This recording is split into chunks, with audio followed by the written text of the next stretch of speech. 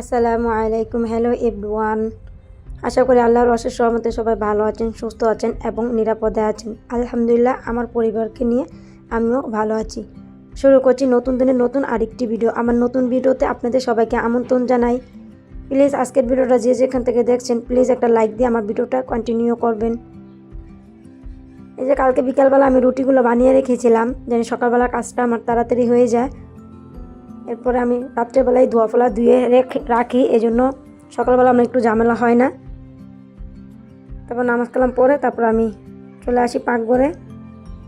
তারপরে এসে এক সাইডে আমার বাবার জন্য চার পানি বসাই দিলাম, আর এক সাইডে রুটিগুলো আমি ছেঁকে নিব। মাত্র 2 ঘন্টার ভিতরে আমার ছোট্ট সংসারটাকে যেভাবে আমি গুছিয়ে রাখি তা নিয়ে আজকে আমার ভিডিওটা সাজালাম। দেখতে দেখেন, আশা করি আপনাদের একটু হলে ভালো লাগবে। ভালো লাগলে প্লিজ যারা আমার চ্যানেলে নতুন তারা আমার চ্যানেলটাকে প্লিজ সাবস্ক্রাইব করে যাবেন। আপনারা সাবস্ক্রাইব করে গেলে আমার নতুন ভিডিও ছাড়া মাত্রই আপনারা নোটিফিকেশন পেয়ে যাবেন। সময় সুযোগ করে যে কোনো সময় আমার ভিডিওটা দেখে নিতে পারবেন। আর প্লিজ মনে করে একটা লাইক দিয়ে যাবেন। আপনাদের একটা লাইকে আমার ভিডিওটা অনেকজনের সামনে নিতে পারে, আর নতুন দিনের নতুন ভিডিও করতে আমাকে উৎসাহ দেয়। প্লিজ একটা লাইক দিয়ে যাবেন। যে আমার রুটিগুলো ছেঁকা হয়ে গেল, আর এখন আমি একটু আলু ভাজি করে নিব রুটির সাথে খাওয়ার জন্য। আজকে একটু ঝামেলা করবো না, শরীরটাও ভালো লাগে না, প্রত্যেক দিন তো জানেনই, এই জন্য একটু ঝামেলা করতেছি না। রান্না করে আজকে আবার আমার বিছানার চাদর চেঞ্জ করব, রুমে চলে যাব, এই জন্য একটু তাড়াতাড়ি শর্টকাট যেভাবে রান্না করা যায় এইভাবে আজকে রান্নাটা করে নিচ্ছি। এই যে আলু ভাজির ভিতরে প্রথমে পেঁয়াজ কাঁচামরিচ দিয়ে তেল দিয়ে তারপর হলুদের গুঁড়া লবণ দিয়ে তারপর নাড়াচাড়া করে নিলাম। এই যে আমার বাবার জন্য চা রেডি হয়ে গেছে। তারপরে এদিক দিয়ে আমি আলু ভাজিটা করে নিতেছি। সব কিছু রেডি করেছিলাম, কিন্তু আমার বাবাকে তো বলেছিল রবিবারে ডাক্তারের কাছে নিয়ে যেতে, এটা রবিবারে ভিডিও ছিল। তারপর আমার শরীরটা ভালো লাগতেছে না, আর 2টা বাচ্চা ছোটো, আপনারা তো জানেনই। তারপর আমার হাজব্যান্ড বলে আচ্ছা তুমি যাওয়া লাগবে না, আমি নিয়ে যাই। তারপর আমার বাবা এই সব কিছু রেডি করছে, কিন্তু আমার বাবা খায় নাই। কিন্তু ডাক্তার বলছিল খালি পেটে যেতে, খালি পেটে অনেক কিছু পরীক্ষা করবে। এই জন্য আমার হাজব্যান্ড একটু পেঁপে চলে গিয়েছিল তারা, আর এটা আমার মেয়ে একটু নাস্তা করবে দিয়ে দিলাম। এই জায়গায় কালকের ভাত ছিল। তারপর আমার হাজব্যান্ড আমার বাবা চলে গিয়েছিল ডাক্তারের কাছে। তারপর তারা আস্তে আস্তে প্রায় 3:30 বেজে গিয়েছিল। আর ভালো লাগতেছে না, যেতে পারলাম না, আমি একটু টেনশন করতেছি বাসায় থেকে। তারপর একটা লাউ আনছিল রাত্রেবেলায়, এই লাউটা একটু রান্না করে নিব, শুধু আর কিছু রান্না করব না। বাবা আসলে রাত্রেবেলা দেখি রান্না করবো নি, এই জন্য এখন লাউটা রান্না করে নিতেছি। আর রিপোর্টও 3:30 বাজে আসছিল, এটা তো আমার আগের ভিডিওই।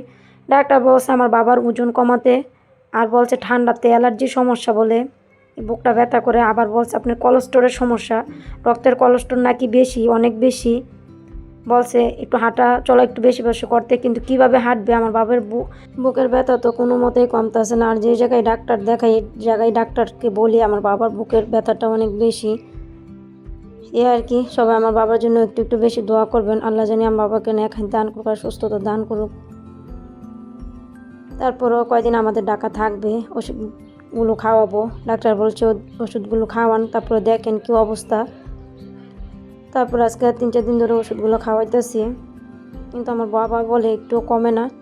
আর আগে 2 বার ভাত খাইতো, একবেলা নাস্তা খাইতো সকালবেলা, এখন আমি 2 বেলাই রুটি দেই। আর একটু কষ্ট হলে আমার বাবাকে বলি একটু বাবা হাঁটো হাঁটো। তারপর আমার বাবা একটু ছাদে গিয়ে হাঁটে, আর নিচতলায় নামলে উপরে আর উঠতে পারে না। উপরে উঠতে গেলে অনেক বুক ব্যথা শুরু হয়ে যায়, মানে বুকটা চিনচিন করে ব্যথা শুরু হয়। আর ব্যথা বলতে আপনার শুয়ে বসে থাকলে কিন্তু ব্যথা করে না, হাঁটতে গেলেই ব্যথাটা শুরু হয়ে যায়। কিন্তু এভাবে যদি সারাদিনও বসে থাকে শুয়ে থাকে ওই সময় কিন্তু ব্যথা অনুভূতি হয় না, কিন্তু হাঁটতে গেলেই ব্যথা অনুভূতি হয়। আর এই দেখেন 10টা বাজে, আমার ছেলে কিন্তু আজও ঘুম থেকে এখনও ওঠে নেই ঘুম থেকে। এই জন্য আমি প্রত্যেকদিন রান্না করার পরও ভিডিও করতে পারি না, বিছানা উঠানো মোটানো। আর রান্না করার পরও আমার ভালো লাগে না, আর ভিডিও করতে এই জন্য ভিডিও করা হয়নি। এই রান্নার ফাঁকি দিয়ে আমার কিচেনটাকে আমি আবার একটু গুছিয়ে নিয়েছিলাম। তারপরে এখন আমার লাউ রান্না করাটা হয়ে গেল, তারপর আবার উঠিয়ে নিব। আর আমার ছেলেকে একটু দেখে আসলাম, ওই উঠে নাই কেন, উঠলে ওর বাবার জন্য চিৎকার করা শুরু করবো। আর সকালে উঠে ওর বাবাকে খুঁজতে থাকে আগে, তারপরে দেখলাম উঠে নাই, এরপরে আবার গিয়ে দেখি উঠে গেছে। তারপর আমার বিছানার চাদরটা এখন চেঞ্জ করে নিব। প্রথমে আগে চাদরটা উঠিয়ে নিলাম, তারপরে বিছানাটাকে একটু জেরে নিতেছি। যারা এখন পর্যন্ত আমার ভিডিওটা দেখছেন প্লিজ যদি লাইক দিতে বলে যান, প্লিজ একটা মনে করে লাইক দিয়ে যান। আর এই দেখেন আমার কাজের ফাঁকি কিন্তু আমার ছেলে আমাকে অনেক ডিস্টার্ব করে, আর আমার সামনে এসেই থাকবো সবসময়। যে সময় চাদর চেঞ্জ করে ওই সময় হয় আমার সাথে চেষ্টা করে কাজ করতে এসে। তারপরে এই কাজগুলো করে তারপরে আমি সব কিছু আশেপাশের একটু ক্লিন করে মুছে নিব। আর এই বিছানার চাদর তারপরে এগুলো মোছামুছি কিন্তু আমি প্রতি সপ্তাহে একবার করি, কিন্তু শুক্রবারে তো দেখলেন এই ভয়াবহ একটা ভূমিকম্প হয়েছিল, এই জন্য আমি এটা কিন্তু রবিবারের ভিডিও ছিল, ওই শুক্রবারের পরে রবিবারের ভিডিও এটা ছিল, কিন্তু আমার আর ভালো লাগে নাই, মনটাও ভালো লাগতেছিল না। ওর পরে আর ভিডিও নিইনি, আর কাজও করিনি, বিছানা চাদর মাদর পাল্টাইনি।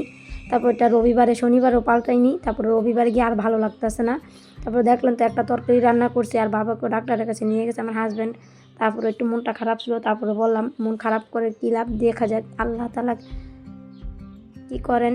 এই জন্য আমাকে বসে থাকে লাভ নাই, আমাদের গৃহিণীদের তো বসে থাকলে কাজ জমতেই থাকে। এই জন্য বলি থাকুক, এই কাজটা করি, কাজে থাকলে আর কিছু মনে পড়বে না। তারপরে এই যে কাজে লেগে গেলাম এসে, তারপরে এই কাজগুলো আমি একে একে করে নিচ্ছি।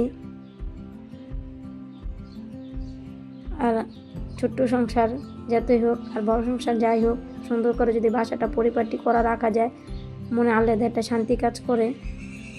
এই জন্য আমি চেষ্টা করি আমার দুইটা ছেলে মেয়ে নিয়ে যতটুকু পরিষ্কার রাখা যায় চেষ্টা করি এতটুকু জানি রাখতে পারি। কিন্তু আমার মেয়ে একটু ভালো, কিন্তু ভালো বলতে আবার বই খাতা এগুলো এলোমেলো করে রাখে মাঝে মধ্যে, এগুলো আমার বেশিরভাগ গুছাইতে হয়। কিন্তু আমার ছেলে একটু বেশি এলোমেলো করে, কাপড় চোপড় গুছিয়ে রাখতে পারি না, খেলনাও গুছিয়ে রাখতে পারি না, এদিকে ওইদিকে ছিটাতেই থাকে। এখন কি আর করা, যাদের ঘরে ছোটো বাচ্চা আছে তাদের তো জানেন, মানে ছোটো বাচ্চা নিয়ে কি যে একটা যন্ত্রণা, ঘর গুছিয়ে রাখা যায় না। আর এখন আবার ভিডিও করি, তার মধ্যে ভিডিও করা, এডিট করা, তার মধ্যে ভয়েস দেওয়া, তারপরে একটু প্যারাই থাকি সব সময়। আর এখন আমার মেয়ের আবার পরীক্ষা শুরু হয়ে গেল, সবাই একটু বেশি করে দোয়া করবেন। আর আমি এখন সবার ভিডিও দেখি, কিন্তু সত্যি কথা বলতে একটু ছোটো কমেন্ট করি, কেউ কিছু মনে করবেন না।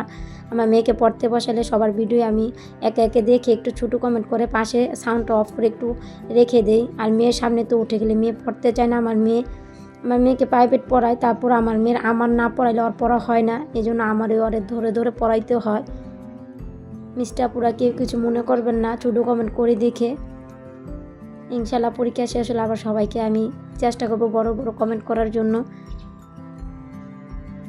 এখন তো জানেনই সব বাচ্চাদেরই যারা ছেলে মেয়ে স্কুলে পড়ে সবারই পরীক্ষা চলতেছে, সবার জন্য রইল মন থেকে দোয়া ও ভালোবাসা, সবাই যেন ভালো মতন পরীক্ষা দিতে পারে সুস্থ মতন। আর এখন তো একটু ঠান্ডা পড়েই গেছে, অনেক বাচ্চারা অসুস্থ হয়ে যেতেছে।